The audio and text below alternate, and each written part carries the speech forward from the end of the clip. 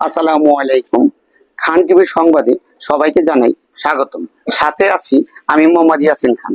বারাখালী national ক্লাবের উদ্যোগে football খেলার আয়োজন করা হয়। এই খেলায় অংশগ্রহণ করেন দুলসরা ইউনিয়ন ফুটবল একাদশ বনাম কোটরি প্রবাসী ফ্রেন্ডস ফুটবল একাদশ। খেলাটি 4-4 গোলে ড্র হয়।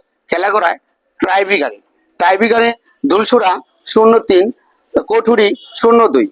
দুলসরা একাদশ জয়লাভ করে ফাইনাল নিশ্চিত করেন।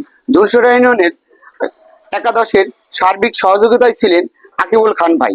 সেই সাথে উপস্থিত ছিলেন দুলসরা ইউনিয়নের সফল চেয়ারম্যান জায়েদ খান ও ফারুক অদুদ খান, আওলাদ খান, জসিমউদ্দিন স্বপন, নিজাম খান, ইলিয়াস খান, টিম ম্যানেজার রাকায়েত, শিকদার মাসুদ, শিকদার সাইফুল। টিমের সার্বিক পরিচালনায় ছিলেন বিল্লাল খান। প্রচার পরিচালনায় ছিলেন কিশোর পলাশ। আমি মোহাম্মদ ইয়াসিন খান। অবশ্যই ভিডিওটি শেয়ার করে অন্য বন্ধুদেরকে দেখার সুযোগ করে দিবেন। ফলো দিয়ে পাশে থাকবেন।